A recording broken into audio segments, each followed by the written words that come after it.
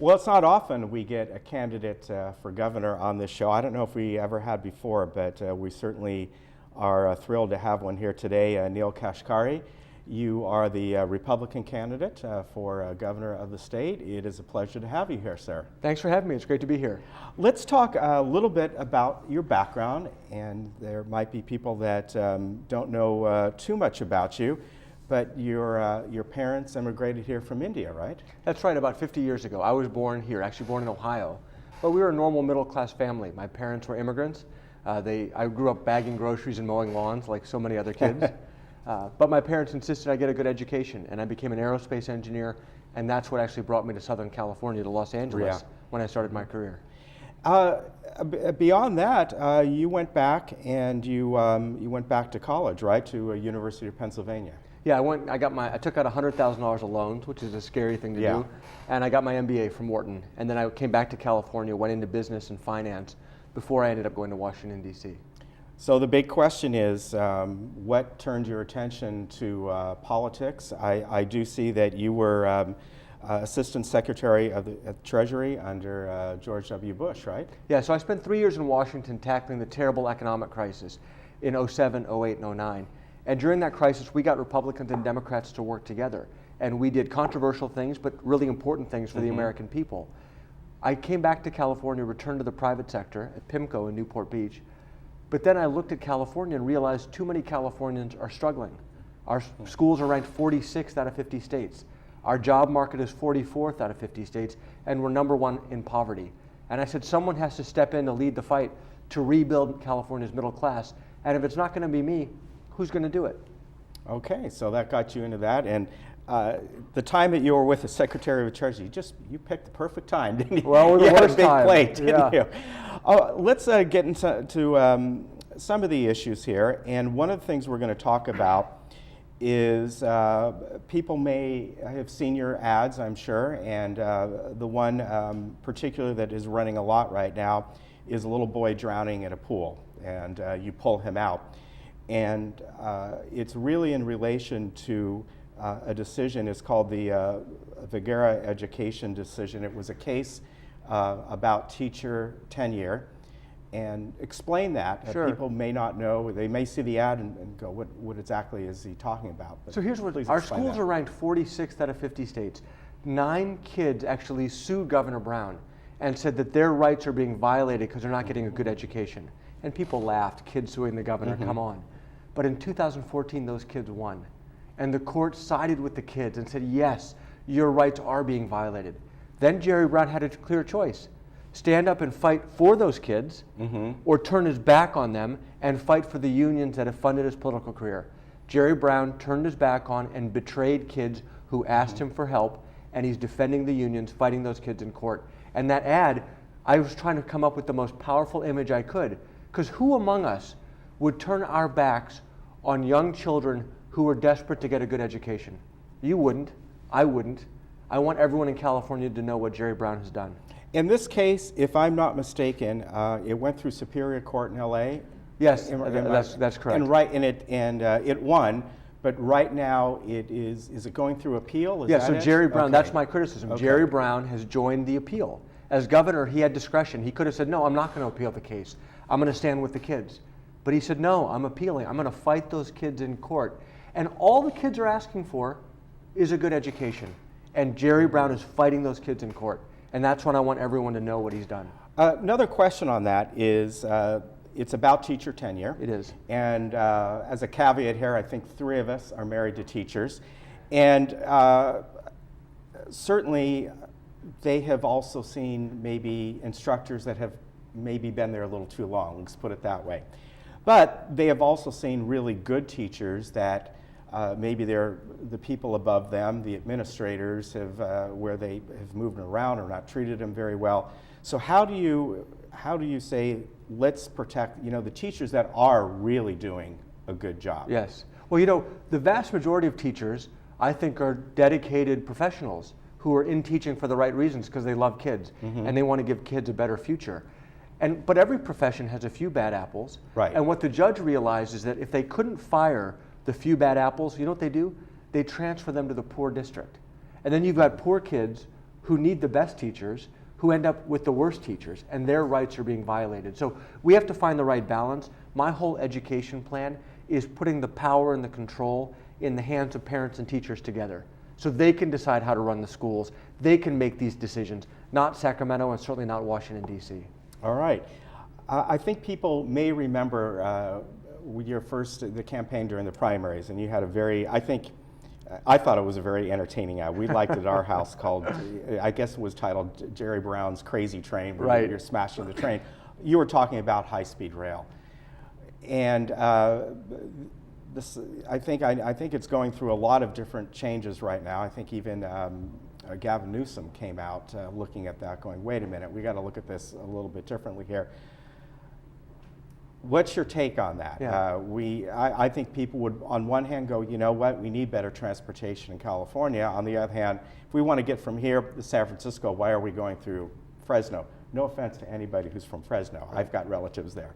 I'm with you. It's a question of priorities. You know, I live in Laguna Beach. It takes me 2 hours to get to LA in the morning. Right. Congestion is a huge issue, but it's around our city centers. It's not getting from LA to San Francisco.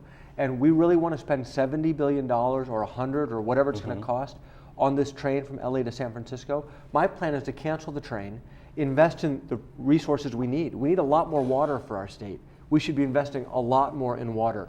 You know, in August, Republicans and Democrats went to Governor Brown and said, we need a school bond. We need money to build more schools.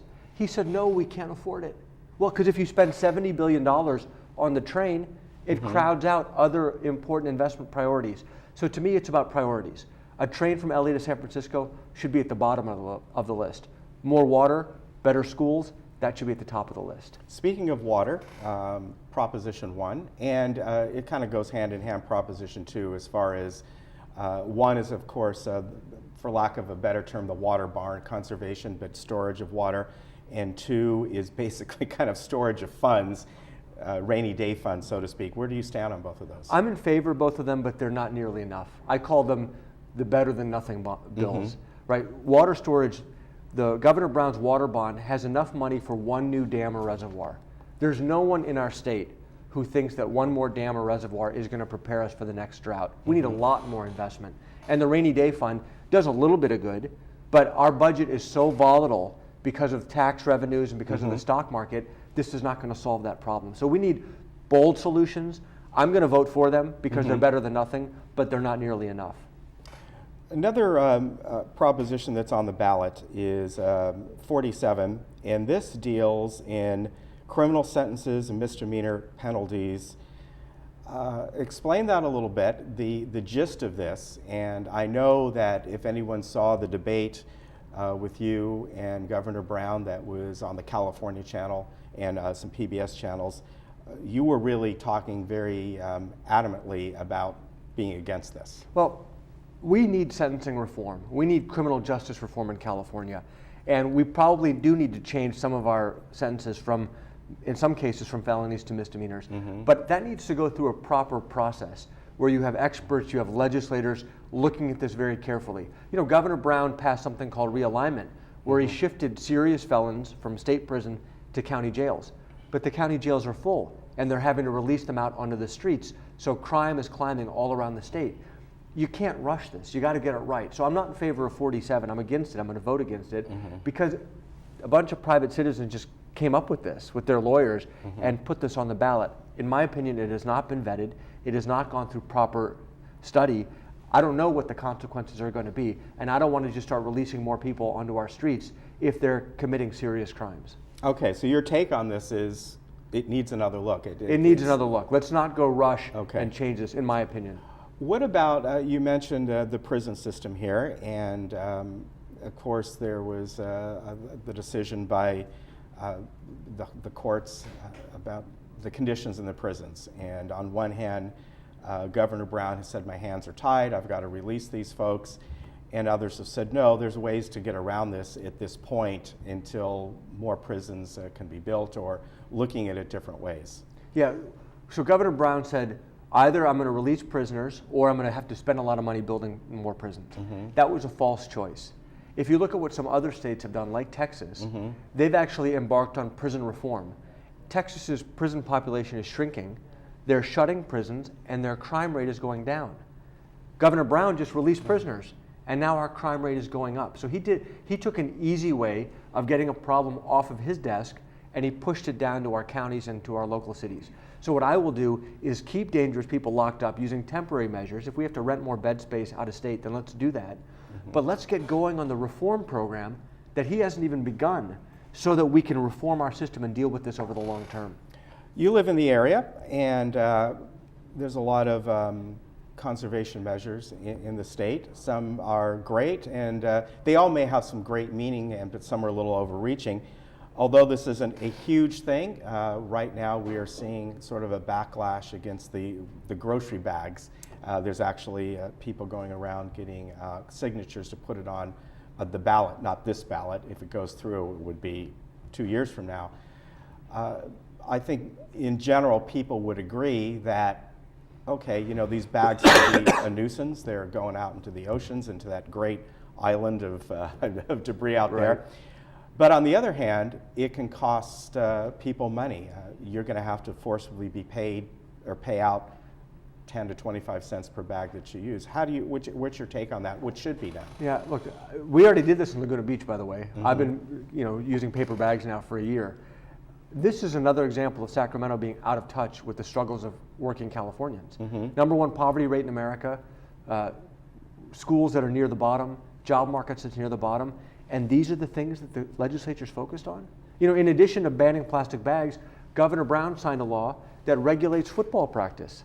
Because you can't decide for yourself how many hours of football is enough. They've now decided for you. There's a law on the books in Oakland today that says that pinball, the game, is illegal. Because during the time of Prohibition, they thought pinball would lead to gambling. And so they passed a law outlawing it. And so today, pinball is still illegal.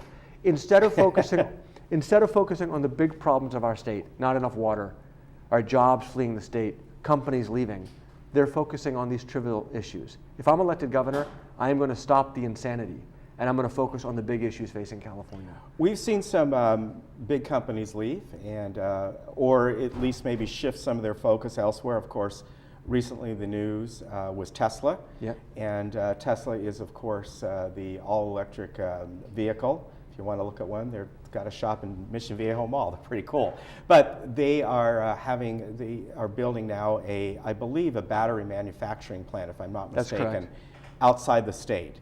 They looked in the state, but they chose to go elsewhere, and that I've heard that that could account for a few thousand jobs. Yeah, right? 6,500 jobs actually, good jobs too. Here's the thing. Our business climate in California is ranked 50th out of 50 states. So if I ask an entrepreneur to come to California, I'm asking him or her to start out in last place. Who wants to start out a competition in last place? Don't you want to at least start out even, maybe start out ahead? So I don't blame businesses for making these decisions, but we have to improve our economic climate, our regulatory climate, so that when businesses start in California or want to stay in California, they're free to really compete. And if they can compete, and if they hire people, Californians are going to be better off. Immigration. Again, if anyone saw the debate with the governor and with Neel, it did come up about the issue of illegal immigrants in the state. And one of the main topics within that debate was the children. The children, maybe they were brought over here, they were 1 or 2 years old, maybe they were born here and their parents are illegal. And there was a little debate about compassion for kids, and kind of go through that. Tell us what you said. Well, we were talking about these kids that are coming from Honduras and Guatemala right now, and people are saying, well, we need to treat them as refugees, we need to give them some form of a pathway to stay here. And I'm saying, look, I look at the kids who are fleeing terrible conditions in Guatemala and Honduras, and my heart goes out to them. But you know what? Kids around the world are suffering. Kids in Africa are suffering. Kids in California are suffering. Kids are stuck in failing schools today. And the solution to all the world's needy kids, unfortunately, is not simply an open border in America. So yes, we should treat the kids with compassion, we should take care of them, but we should send them home to their home countries, because that's the only way to stop the next wave of kids from coming and the next wave of kids from coming. And then we need to work through the State Department and our aid organizations to try to improve living conditions all around the world. Our border is not the solution, unfortunately, to the world's needy kids. And we need to start with California kids. We need to make sure that we're taking care of California kids before we start taking care of everybody else's kids. If you're elected governor, your experience compared to the current governor, I mean, let's face it, he's grown up when his dad was governor. He certainly has at least, he knows the game plan up in Sacramento, no matter what side of the field you're on. How are you going to handle that? Sure. If you get up there, you're going to be dealing with at least at this point in time, a primarily Democratic Assembly and Senate. What's your way of handling that if you get up there, being that you are a Republican? Well, the exact same way that we handled it in Washington, D.C. When we tackled the terrible economic crisis, we went to both Republicans and Democrats and said, if you are with us and want to tackle this crisis, we want to work with you. We don't care what your party is. Come to the table. And that's the same message I'm going to bring to Sacramento. If you want to bring jobs back to California, if you want to fix the schools, I want to work with you. And the nice thing is these issues they're not partisan. They cut across party lines. Because Democrats love their kids as much as Republicans do. And I think Democrats want jobs in California too, and I'm going to work with them. Now, if people have other priorities, like banning plastic bags or regulating football practice or baseball or soccer, they're going to find the next 4 years very frustrating, because I'm going to veto the insanity and I'm going to focus our attention on the big issues facing California. Another thing that was talked about during the debate a little bit is you brought up, of course, jobs in California, but about in many areas they're looking at, even the president is looking at upping the minimum wage. And obviously, I think people would say across the board that wages throughout the United States compared to 20 years ago have not kept up with the cost of living, have certainly not kept up with what the CEOs are making compared to 20 years ago. Should we implement a higher minimum wage? Should we let the market figure that out? What would be your solution? Yeah. Income inequality is a big problem, and the root of income inequality is a failing education system. Because if you and I get a good education and the economy grows, we participate in that growth. If we didn't get a good education, we're left behind and inequality expands. So number one, it starts with improving the education system, which is a core of my platform. Number two, in terms of the minimum wage, if you raise the minimum wage, there's no question it helps people who have jobs. But it's devastating for people who are looking for work. And right now, we have very high unemployment in California. And if you just go raise the minimum wage, you're helping some and you're hurting others. Well, a better approach is to bring more jobs to California so that there's competition for workers and everyone's wages go up. You know, if you look at North Dakota today, McDonald's is paying $15 an hour. Wow, seriously? Seriously, that's not because they have a $15 an hour minimum wage. That's because the economy is booming and businesses are having to compete for workers and everyone's wages go up. When that happens, you're not helping some and hurting others. Everyone is better off. So I want to bring more factories back to California so the man or woman who's working at McDonald's today can go down the street and apply for a job at that new factory that just opened up. That's how we lift everyone up together. On sort of the other side of that, you have brought up, both again in that debate and other times, about the taxes and fees in this state, and your point has been, you know what, it really hurts the lower income people more than the people who are wealthy, because they're not going to care if the tax on gas is 40 cents a gallon or 50 cents a gallon. It's not going to be much of a bother to them. But most taxes, except maybe taxes on your wages and your property tax, income tax, are across the board. Yes. And you have mentioned that a lot of these fees, it hurts the lower income. That's exactly right. So one of the things that Governor Brown is doing that most people don't realize is beginning in January, he's going to be raising our gas prices. Some say 20 cents, some say 70 cents a gallon for part of his cap and trade program. And then he's taking that money and he's going to spend it on the high-speed train. Well, that's what's called a regressive tax. It disproportionately hurts working and low-income families because they can least afford to have their gas bills go up, their gasoline bills. So it's really unfair. And then the ultimate insult is he's taking the money, supposed to be used for the climate, and he's spending it on the train, and the independent experts have said it's not going to do anything for the Earth's climate. So he's walloping working Californians, and then he's basically wasting the money. And that's, if I'm governor, that's not going to happen. All right. Well, if you want to find out more about Neel, Just if you remember his name, you'll remember his website. It's very easy, neelkashkari.com. A lot of information there. I want to thank you for coming on. It's been a pleasure. Absolutely. Good Thank luck you. to you, and maybe one way or another we'll see you in the future. Absolutely. Thanks for having All me. right, take care. Appreciate it. We'll be back in just a moment.